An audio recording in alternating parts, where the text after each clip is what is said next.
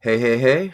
Welcome back to. I was going to say welcome back to Trek on the Tube. No, I'm all muddled up now. Welcome back to Trek Chat, a podcast brought to you by Trek on the Tube. I am your usual host, Sean, and my voice may sound a little deeper than usual. It's because this is what happens when I'm sick. My voice gets deep for some reason. I am That joined. happens to me too. Oh, well, there you go. Sorry. I'm not the only one. Anyway, I'm joined today again by two wonderful guests that were here for part one.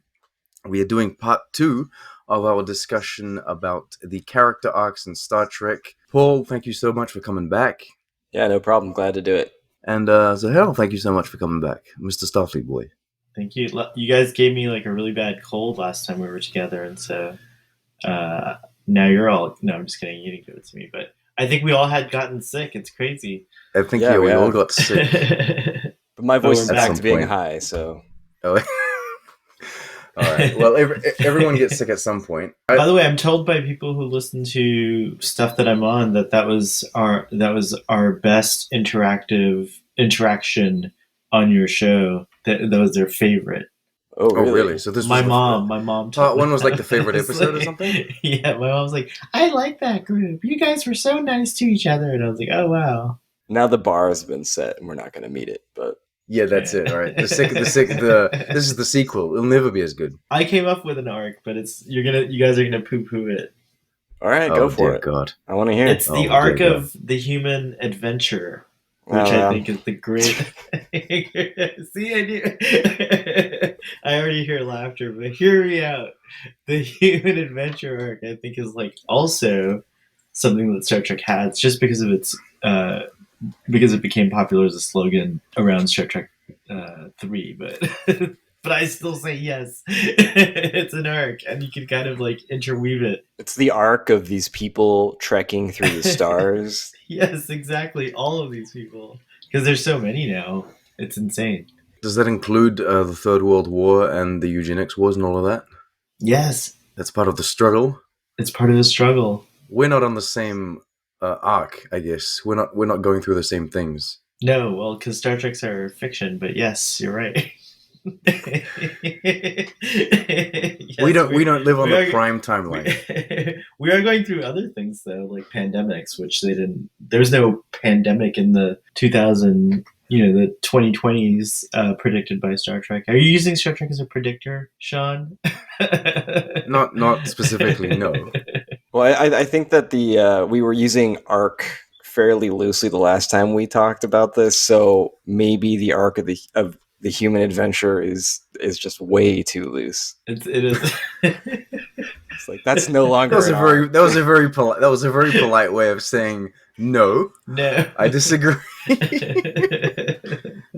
It's very good. It's very good, Paul. Thank you. Sometimes we have to put him back in his place because he goes off on tangents. You've never heard him do recaps on his show. It's intense. It's insane. He's like starting at the beginning of time. Yeah, well, I mean, yeah. If you go back and watch our discussion on what was it? It was any of our discussions. There's any of them is anyway. He does You're the whole witnessing it now, he Paul. does the whole backstory to the species that's involved in the episode rather than actually talking about the episode. But anyway, talking So about the recaps. Vidians climbed out of the primordial soup. Sean, how much editing do you do? Do I have to stay completely on topic, or can I tell you guys about Galaxy's Edge? And like, I think Paul's been to Galaxy's Edge in Disneyland. in Anaheim. Yeah. In Anaheim, yeah. Boy, Sean, you're really gonna have to edit that. Yeah. Yeah, I don't no, want to talk no, about it. We can talk about it simply put, I don't have time to talk about it now There's because no time. I've got so many questions to ask, so I can't do it during the podcast now. All right. It's ridiculous. I wanted to do a recap. We were talking about recaps. We talked about Worf, Kira, Picard, Boimler, and Mariner, Neelix somewhat dismissively, T'Pol and Archer. That's basically what we talked about last time. And Yes. In between that time, we have interacted with each other on Twitter, and we were talking about Jadzia and Ezri. Yes. I suppose it's those are the hosts, which are part of the person, but I suppose Dax is more the life form that has an arc in this, or maybe it is like layered arcs. So, Paul, do you want to lead the way on that? Are we talking about like Jadzia, like uncovering her past lives through like Duran? Like that felt like kind of an arc to me, but it's so loose. I was thinking the arc that I have in my brain that I just recently watched is the early Maquis storyline from TNG and Deep Space Nine. I want to talk about that, but if you guys want to talk about the lives of Dax, go for it. I'll jump in when I have something to contribute. I'm down with the Maquis, but I also want to say, did we not talk? We didn't talk about the Borg, right? I don't think so. Time. No, and then we should. I think I want to throw the Borg in as this has become nonsense. We were supposed to talk about character arcs. Now we're talking about just general arcs and all. But they Star are Trek. a character. They've become many characters, and we talked about 7 or 9, but there's also Hugh. We did talk about 7. You know, there's Hugh, and there's like now the XBs and stuff like that. Yeah, there's Jean-Luc's arc with the Borg, I think, is what springs to mind to me. Is this part of the thing that you're going to release right now, or are we? I mean, it depends. We're talking about what we should talk about, so I don't know. The original topic was just to talk about arcs in general, right? It was character arcs. Character arcs. Okay, so okay. So we gotta get back to. Well, you haven't seen Voyager, so it's difficult to talk about B'Elanna. I know. I didn't catch up. I feel between our discussions, bad.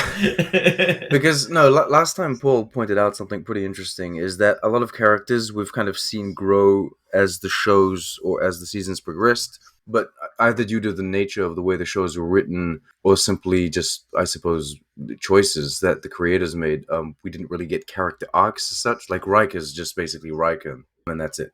His arc is he doesn't really have an arc. It just eventually gets married. Those are developments, not necessarily exactly. Not like a progression, like a character progression. Whereas I feel like B'Elanna has more of an arc where she has to come to terms with both her Klingon, I suppose, side and her human side. She has to come to terms with accepting her childhood and how that's going to impact her as a parent. That's cool. I look forward to seeing that on screen. But don't you think that's like a retelling of Worf's arc already from that perspective, though? Not in any way. No, I don't think so either. Oh, okay. It's very different. I've never actually equated or compared Worf to B'Elanna in any way. Yeah, it's funny. Other than the superficial Klingon stuff. Yeah, you can tell I haven't seen the. Yeah, well, no, but I just thought B'Elanna, to me, what I've seen so. Oh, sorry, so annoying. I apologize. Do you guys hear my phone? We're failing to live up to the high standards of the last podcast already. All right, I was able to. Okay, I didn't hear you guys, but I was able to grab my phone. Yeah, this isn't our Wrath of Khan. This is our Star Trek 4. But from what I've seen of her so far, I was just thinking that she also struggles with Klingonness, but maybe I'm missing it. Well, I mean, Worf, was constantly trying to gain acceptance in his culture while, sort of juggling, what he's learned from Starfleet. Whereas B'Elanna, her half Klingon, half human sides are personified by her parents, and she reconciles her feelings about her father and her mother in several episodes, especially later in the series. And I mean, and you're right, Sean. She does go from she does evolve from the Maquis B'Elanna to a much more mild mannered family woman who's a part of this crew and who actually I mean, I'm sorry for the spoilers here, but by the end of Voyager, she no longer really is that invested in getting to Earth, which I always thought was actually kind of a compelling, development for all the characters on Voyager. I guess I'll pay more attention to B'Elanna. That's cool. Well, yeah, I mean, dismissed a bit. I'm early season 5, so that's where I left off. Yeah, when 7 comes in, B'Elanna kind of gets pushed to the side. You talk about the Maquis and to kind of, I suppose, personify what the Maquis is, there's Eddington, which is interesting because I find that he kind of has a character arc in a certain, he becomes the recurring villain and he becomes the nemesis, Cisco's nemesis eventually. I kind of feel like he has an arc, even if it's somewhat implied, his distaste of the Federation and Starfleet and how they do things. You see, my problem with Eddington's story and characterizing it as a specific arc is and this may just be me not having watched those episodes in a while, is Eddington was hiding his true allegiances the entire time we knew him. We didn't see him grow to, leave behind that Starfleet rigidity that he had and then go join the Maquis. He was basically just pretending to be that way, right? Yeah. Yeah, it's different to like if you had followed, for example, O'Brien for multiple seasons, and then eventually he had completely crossed over and gone to the Maquis. Yeah, I mean, I'll just go back to the episodes that I just recently watched that are just like right at the top of my mind right now, which is the Maquis, the very first Maquis episodes in the seventh season of TNG and the second season of Deep Space Nine. And, Preemptive Strike is the penultimate episode of TNG where Ro returns to the Enterprise and then leaves to join the Maquis. And I mean, I could definitely say that would be a character arc for Ro. A lot of Ro's story in TNG was her struggling to fit in with the crew of the Enterprise after her shady past, and apparently, coming to terms with the fact that she didn't really ever belong in Starfleet by the end of her storyline. She does change so much for like the very few appearances on screen that she has compared to poor old Riker that doesn't change at all when he's there every episode. Riker's the Rock, man. You can just always rely on that guy. The Maquis started on TNG, or was that, or am I remembering it where it was like, did it start on DS9 and TNG like adopted it? It started on TNG, but they don't actually Okay. say Maquis until Deep Space Nine, and then Deep Space Nine. TNG picks it back up for an episode. It really starts with Journey's End, which is also the last episode with Wesley. Journey's End, the Cardassians and the Federation sign a treaty which displaces a bunch of colonists, and Oh yes, right, and so we get the Native American planet, where they had settled after being displaced on Earth. So we get that colony, and then Deep Space Nine picks it up and picks the story up and shows other colonies where similar things are happening. Yeah, and that's where the term Maquis comes from.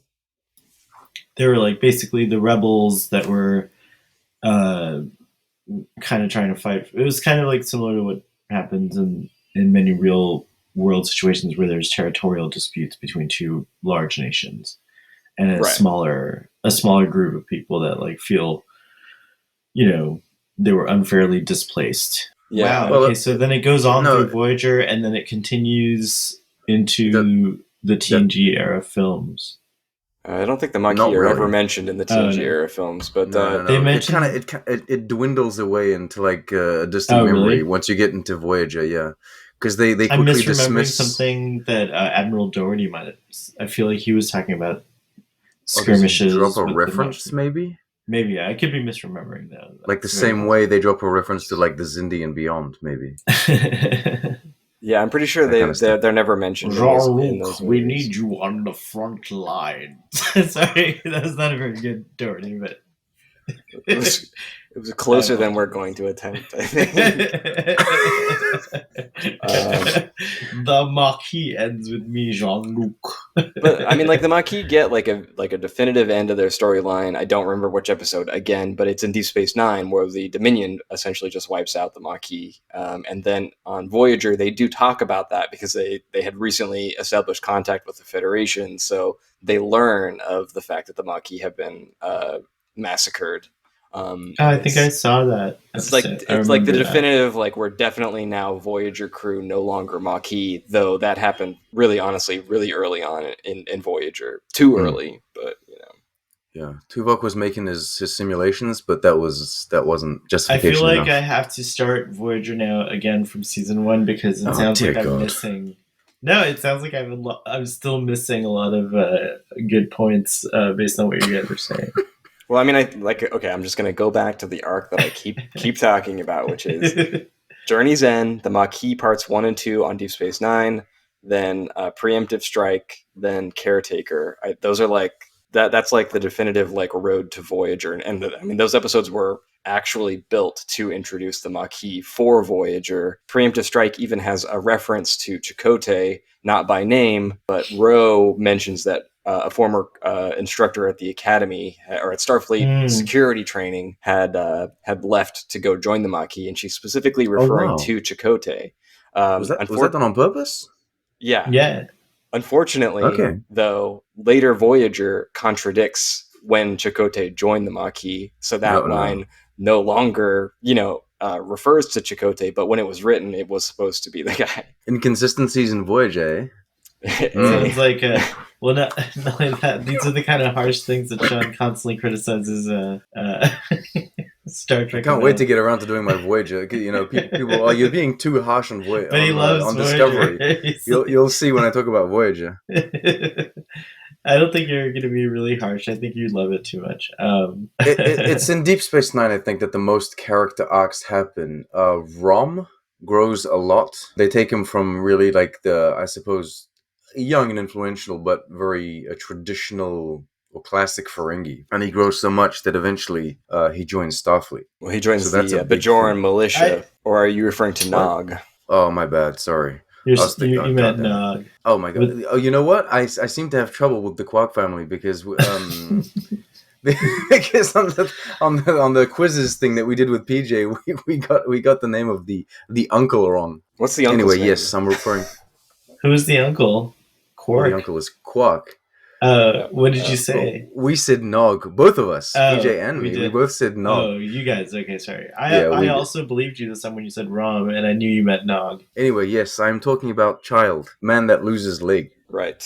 Yeah, he has a good arc. He grows quite a lot. I mean, all three Ferengi characters on DS9, they actually have fairly interesting arcs over the course of the entire 7 years. I mean, Rom goes from like unnamed Ferengi bartender to, at one point in the middle of DS9 sabotaging the station when it's under Dominion control. Like he becomes kind of a hero within the series from very humble beginnings. And it sounds like these were things that like the characters kind of were always going to land at the end of their arcs for the most part, and that's why they're so strong in our minds. Like they work the best for all these so far. As in, you mean like the writers had predicted that they would take these characters in this direction? I feel like back then there was a lot more far-seeing, like backstory and future story type of development done. That just seems like,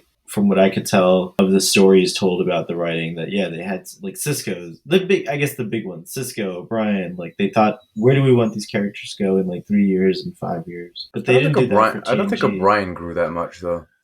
Like it started happening with DS9. Voyager seems like it does the same thing.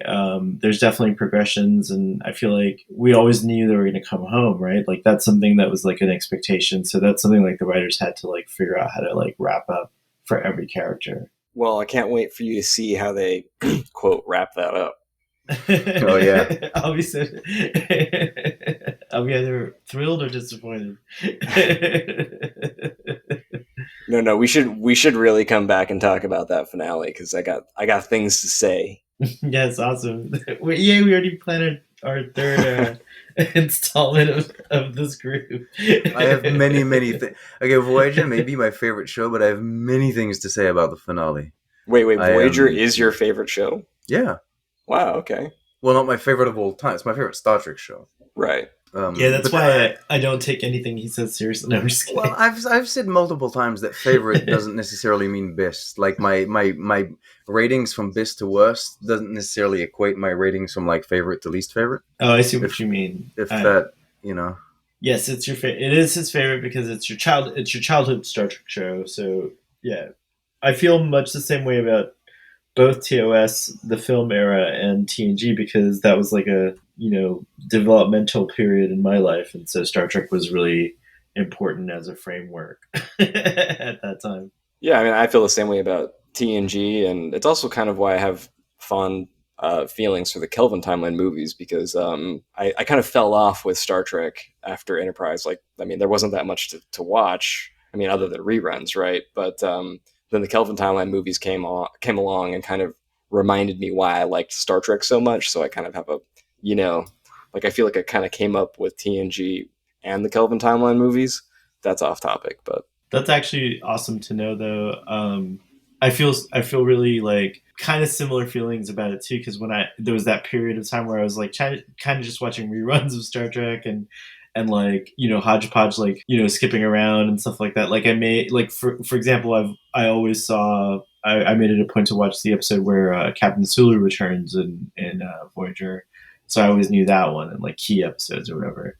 and then it was like finally something new, and it could have gone any way, but it was like beautifully executed. It was like it was such a great experience to see Star Trek 2009. Yeah, I've never and really experienced that. what do you mean you haven't But because experienced that? Well, it's bizarre. It's because like I grew up watching Voyager and TNG, but by the time I became, in 2005, I was like 12 or 13. So I kind of grew up during the dead part of Star Trek. So I never like came back to it. No, I never dropped out of it and then came back. I just always kept on watching Star Oh, because Trek. you were watching Star Trek like reruns Yeah, and I was like you were discovering discovering like the Star Trek. original Gotcha. series later on, and then like '09 came out. So the contrast was very big between I like TOS and I '09. should have watched Enterprise and Voyager in that dark period, but I didn't. I apologize. No, so it was even darker for me. I didn't watch those shows. I What were mean, you gonna like, say, Paul? I interrupted. I don't know what I was gonna say, but not talking about character arcs, but talking about the dark times. I was, I wasn't like a huge fan of Enterprise when it was actually airing. I kind of like felt like it was kind of out of fashion even as it was airing. It was kind of like the old way Oh of doing God, Star yes. Trek, and I was getting like way into Battlestar Galactica at that time. So Mm. that was kind of like my bridge, like my sci-fi bridge was like Enterprise was ending, and I wasn't that disappointed about it ending.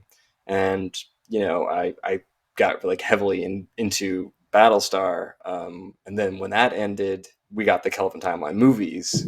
And I mean, my initial reaction to the first J.J. Abrams movie was, well, why isn't it dark and gritty like Battlestar Galactica? Like that's what I wanted out of the Star Trek franchise in 2009. Once the movie finally like actually came out, I was like cold, I was like really wrong. Like that the colorful, upbeat tone is I think what makes the movie hold up, so well now. Yeah, I was gonna say, what do you think of Into Darkness? That was dark and gritty. Was it? No, it wasn't. Well, it's not upbeat. It's not upbeat and colorful. It's colorful, but it's not particularly upbeat. No, but I still think in the realm of dark sci-fi, Into Darkness is pretty light. I can't figure out for the life of me what Into Darkness is, to be honest. But It's a great movie until the last 10 maybe 15 minutes, and then it kind of just like seems like too much like a flip on the Kirk Spock sacrifice thing. Like that seems to be I loved it. I love that it was doing everything new and kind of different, and it was working for me till the last 10 minutes. And sure, it's not like terrible or anything like that in my esteem, but Beyond is my favorite of the three.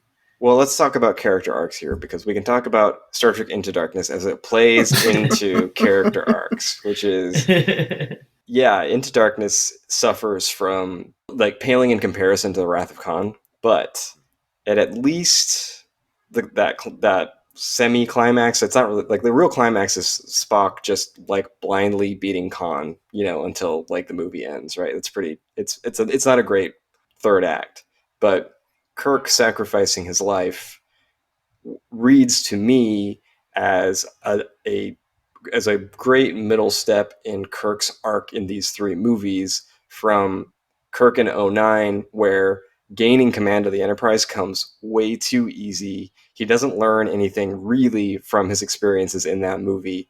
It takes until Into Darkness for him to put it all on the line and like make the ultimate sacrifice. I would say that is, if Into Darkness is about anything as far as its characters are concerned, it would be that about Kirk. So there's like something you can salvage from that terrible third act that plays into Beyond, because Kirk is then Right. the fully formed captain that that we've kind of been wanting to see in the previous two films.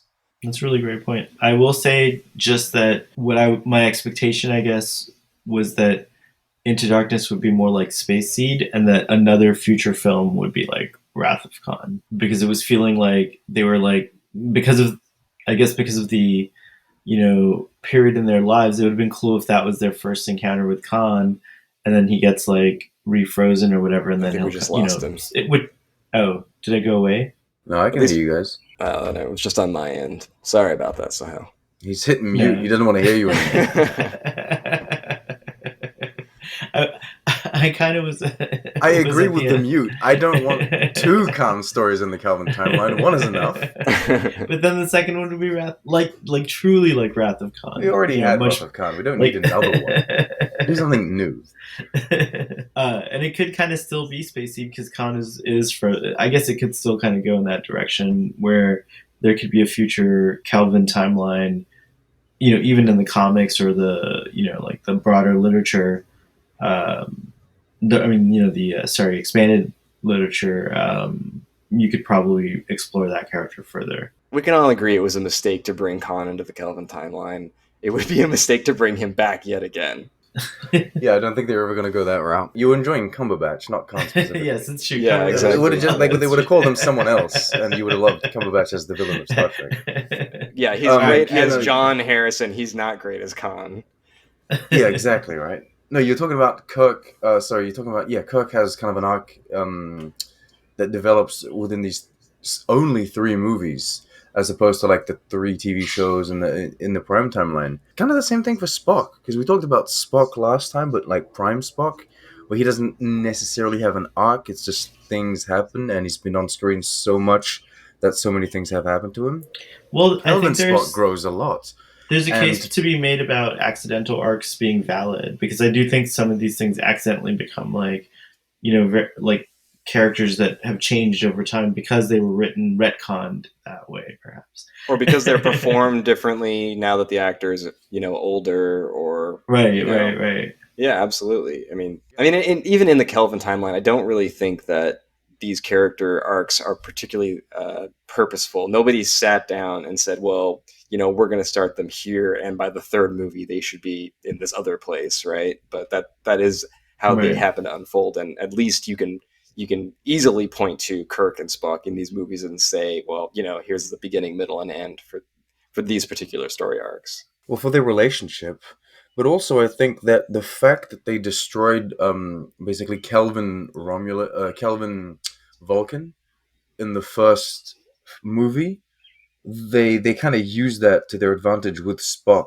because through Into Darkness and beyond, I think they use the fact that he now feels compelled to in some way help Vulcan and his species. It's in the final one. I think it's in Beyond that he really starts articulating that he wants to procreate and create new Vulcans on whatever planet, on New Vulcan if they find one. But I do think that was like a guiding light, I suppose, in the way they wrote the character and the way they wrote the character. I'm pleased with how I know Prime timeline and Kelvin timeline is like this huge kind of point where like people are very hard pressed on distinctions of like this is a Star Trek and this is another Star Trek or whatever. But for me, one of the things that I really enjoy about the Kelvin timeline and how it mirrors the Prime timeline is it's cool that there's on the Kelvin side Vulcan gets destroyed, and on the Prime side Romulus gets destroyed. These are sister people, and literally the opposite fates happen to each of them on the other side.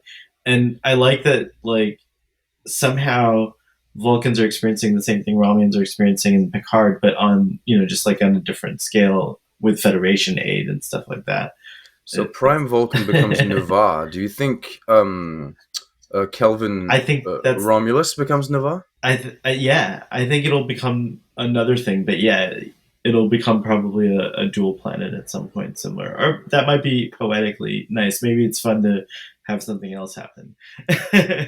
Yeah, that would be great if we ever get a chance to visit the Kelvin timeline again, but I'm pretty dubious about that. Would you guys like an old man Kelvin timeline movie? Like years from now, 20 years from now, when all of the actors have aged? You explore them, but the same way like the original movies explored the old TOS crew. I think that if the actors are game, I've already feel like they've endeared themselves to these characters and to me subsequently. So I'm always game for another Kelvin film, even if it's a failure or if it's a huge success.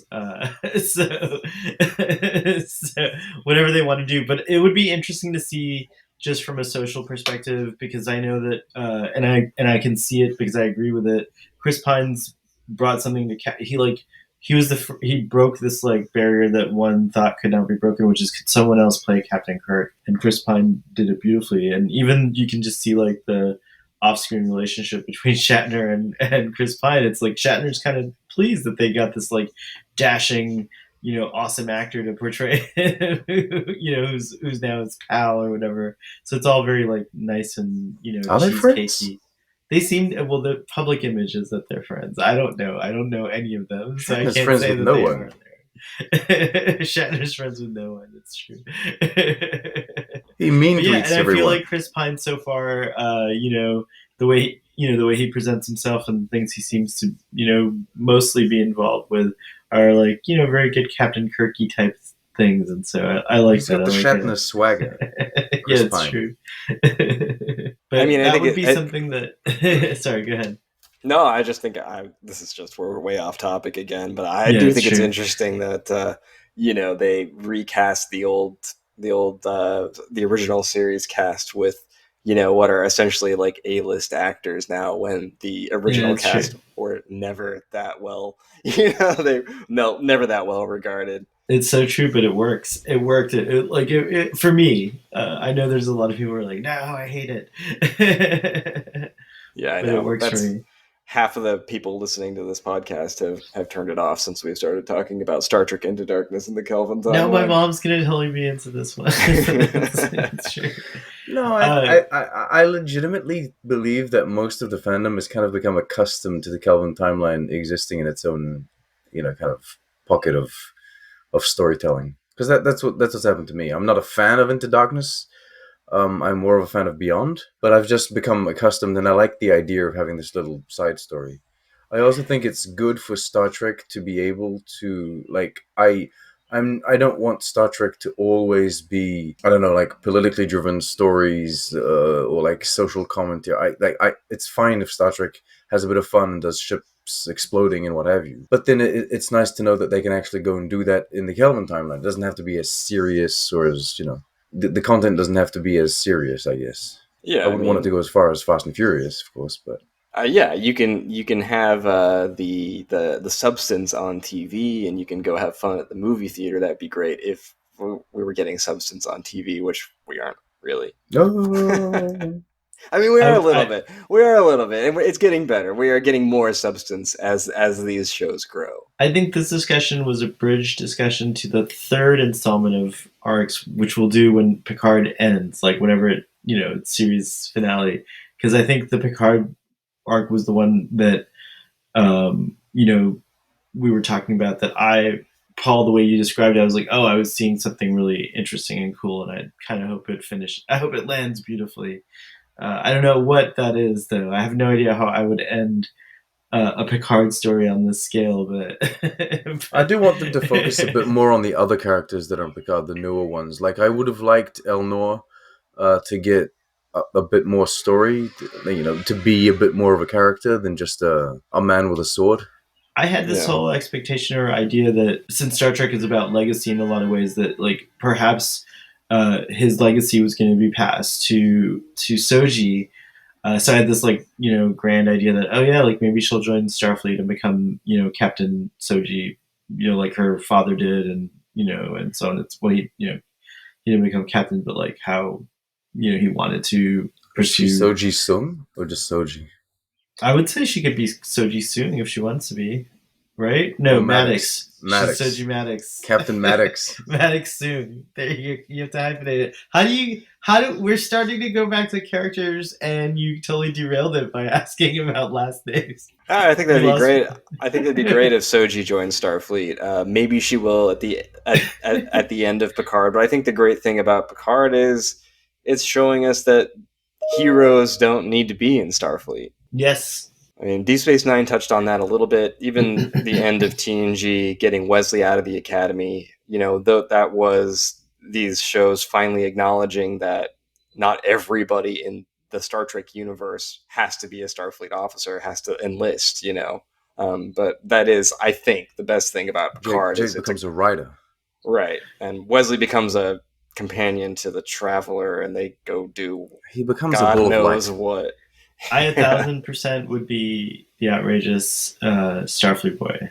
I'd be like Okana. What is he? Like a transporter? That's a fancy Uber driver, future Uber driver. Did Wesley have an arc? Wesley had an arc. Or did they just make him less annoying? That seems to be a recurring thing in Star Trek. Well, there is a little bit of an arc because he starts annoying, he becomes less annoying, then he gets really annoying and leaves. And then he has a cameo. He does, yeah. I wonder if he painfully ascended. If I had to guess, I would say I always guessed because it didn't feel like anything interesting or cohesive at the time it was airing because I was watching it when it was airing. But I always guessed it was because Will Wheaton was growing out of the show. Like he wanted to do films or something like that. And so they had to like figure out a way to like have him on less. But I think the real story is like something horrible. Like they wrote him out because they just didn't know what to do with this character. I don't know, something like I forget what the gossip was at the time. Well, they were probably receiving hate mail. But I liked Wesley. I did too. He's a good character. Yeah, the story that I've heard was that Will Wheaton had asked to do a movie. It was like a big break for him, and he had asked to leave the show for a little while to do this movie. And he justified that by saying the character was fairly underused as the show progressed. So it wouldn't be a big deal if he was gone for a few episodes. And the producers said no, then turned around and didn't use him anyway, and so he quit. That's the story that I've heard. Oh wow! Yeah. What was the movie? Do we know what the movie was? I don't know what the movie was. G.I. Joe, I'm going to assume. So sleuthing later on can get us there, but Wesley, as far as an arc goes, I would say that I would categorize him under accidental arc for sure. And he has like a message or a moral, I guess, which like be true to yourself. Is he a coming out story? Are he and the Traveler like lovers? Like, what's the deal with that? Like, I don't know. Are they painfully ascending together? Yeah, like what's happening? Are they the Rick and Morty of the Star Trek universe? Oh my goodness, that would be amazing. the Traveler is just basically berating him all the time, and that feels like it would be Will Wheaton's vibe too if he did an animated series. Oh my gosh, we're pitching now. Yeah, that would be way more interesting than the Traveler ever was on TNG. That I don't know why people liked that character. He's so boring. Sorry. Maybe that's his appeal. That he speaks slowly. He has a very receding hairline. He was very comforting. I always thought he had an ET vibe to him. Like he was just kind of like a very like. There was a weird and odd like kind of innocence to him. I don't know. It's maybe reassuring that he knows so much about the universe. He's so well traveled, and yet he is so calm and relaxed. That may be a positive thing. At least he's not freaking out. Like, oh my god, I know so many things. It's horrible. In rewatches, he reads a little creepy though. But otherwise, like when I was a kid, I didn't really notice those things. It's only later the adult me noticed, and I was like, "Oh, they could have made a horror story out of it instead of bringing Will Wheaton back for a cameo. They could have like done a horror story where one day they find Wesley, like he's been skinned or something, and the Traveler was just a fraud, and he just wanted to like murder the guy. The new Dr. Crusher's revenge arc that you can. There you go, and then Dr. Crusher would actually have something to do. She would have like a revenge story. She like uses science to ascend to the same plane as the Traveler and like decapitates him and then puts him in a void, or something like that. All right, that's the next spinoff. That's what's gonna follow Picard. It's gonna have excessive eye violence in it as well. She's gonna be married to a ghost, and going back to the Dax thing. Dax certainly is a very like. I feel like my memory of Dax is that the character, the Dax, the actual Dax part of it, does have like another one of those like kind of amazing like backstories, and you could almost put her into any Star Trek series if you wanted to. Not her, but sorry, the symbiote and its current host gender would be. But yeah, I always thought that was cool, and Dax certainly had brought Trills into the forefront of like the pantheon of great species other than humans in Star Trek. So I feel like Trills became like something. One could say that Dax created the Trill arc in a weird way. Yeah, I'm always always against. I'm always saying like, no, do something different. I don't want to see this character recur. But I was convinced that Discovery. the Trill character in Discovery season 3 would turn out to be Dax.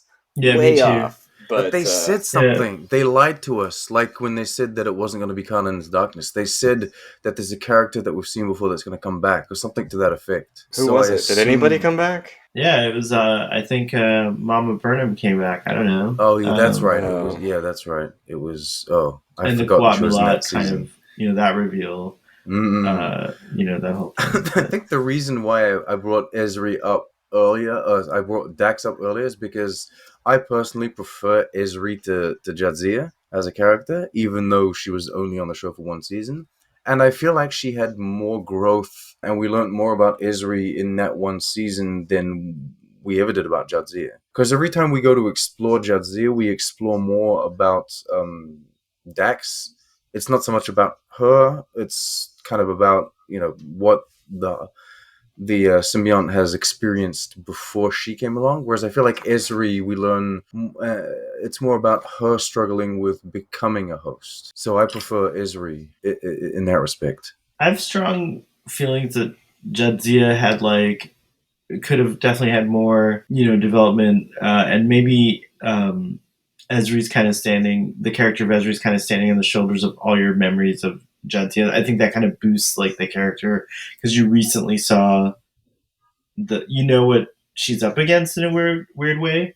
So I could see how she could come in like an underdog type of figure as the next host. I don't prefer either of them.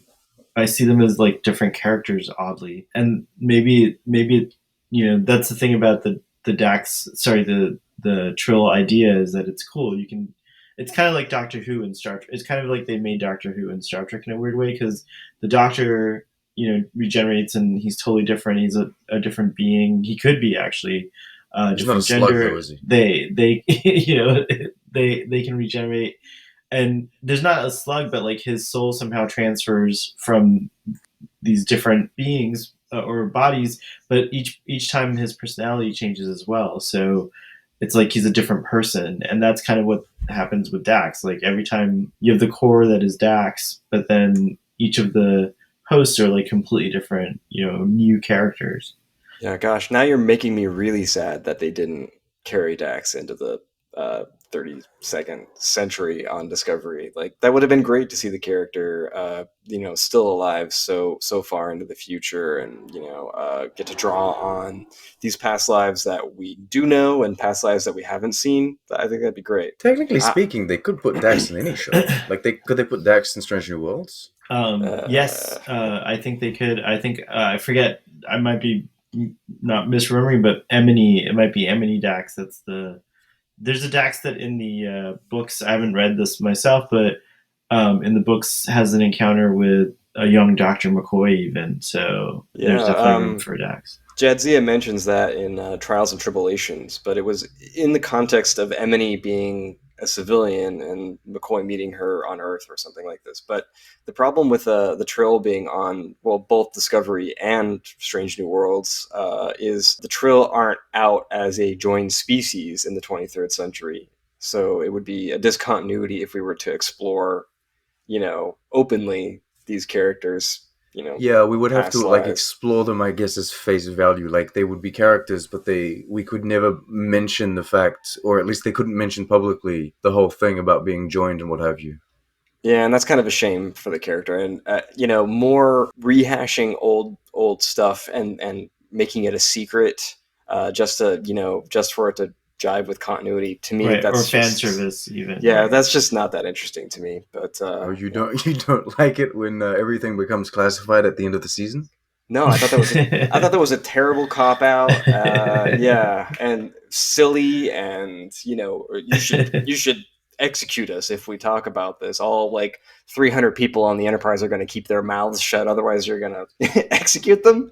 I mean, there's strong evidence based on kind of just the vibe overall. If you were to kind of deconstruct Star Trek Discovery, that they were intending to stay in that era, and it was the pressure of just having to deal with constant explanation, I guess, in a way, uh, from Star Trek enthusiasts and fans and alike, that they decided, okay, we're going to go beyond canon and go to the future. Do you guys think that the ending was like, let's say it had run 5 series in that time frame and they'd never gone into the future? Do you think that was the ending they had planned for the series, more or less, was like to just I don't think they had classify the anything whole planned. thing and like I'm gonna they be said very they honest did. with you.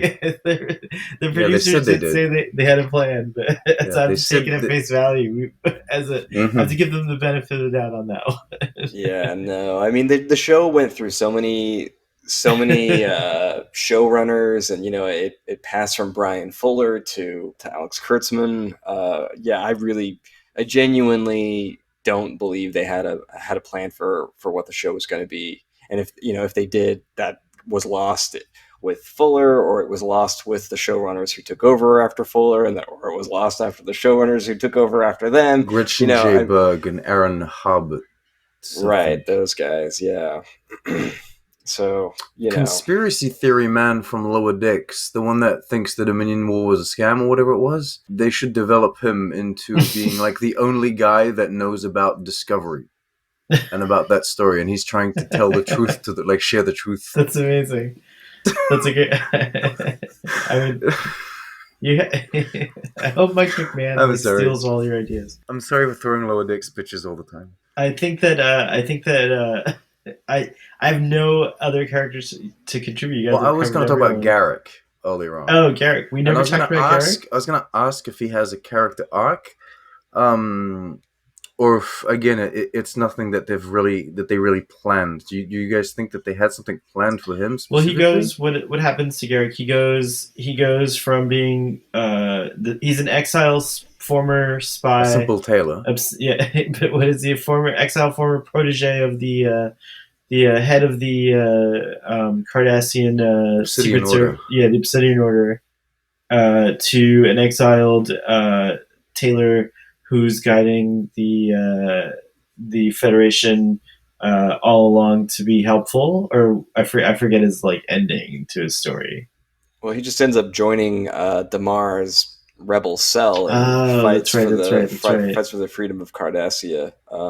I mean, they're Garrick himself says in the finale, that he's gone from being in exile to fighting for his, now completely devastated planet. I mean, he himself mentions that change in his life. If that's an arc, I don't really know, but those are his. There are certainly a lot of developments that take him to an interesting place at the end. Do we conclude that Star Trek doesn't actually have truly developed and well thought out All arcs? all the main characters have that. I feel like in some way, even again, Even if they're not planned initially. even if they're not planned initially, but just the amount of writing that goes into them and the amount of time that goes into them, you're always going to have like these you're always going to associate the grander arc, the story like Picard with the Borg, and again, that was wrapped up also in season one, or continued in season one of Picard. Even again, if it wasn't intentional to have that follow him, and be part of his story. So yeah, I think that all the mains have an arc for sure. I think all the other ones, like, it sounds to me like from what you guys are saying, like DS9 and Voyager has the best examples of the other characters having actual development and story arcs. And so I'm again deficient in in Voyager, so I'm looking forward to seeing those. And I feel like I was the wrong person for the arc discussion Well, because I'm not a do you completionist. guys think that these new shows like Prodigy will have more of an opportunity to actually develop arcs? Like, do you think that the creators of Prodigy have already thought our characters were going to take them from here and take them to here? Especially considering that show's about younger characters. I'm gonna guess they're designing it to go on forever because like kid shows can last like 20, 30 seasons because they're just like you have a fresh audience kind of every few years, right? Like that kind of joins in. And I feel like people, at least I grew my kids shows later than probably like the average. So and then since it's Star Trek, there's going to be a lot of adults that are watching. So I think Yeah. they're like, I have a feeling they're gonna, if I have a feeling the model is open ended and episodic. But I do think that you'll have like mini, arcs here and there probably. Yeah, I mean, I don't know about the show lasting 20 or 30 seasons, but, just given the way animated shows are written, how long it takes to produce a single episode, I assume they have some idea of where they want to take the show and have it fairly plotted out. That would make sense. But I also think that that's probably not untrue for Picard or Discovery. I mean, the writers must have some idea, even if it's not super specific.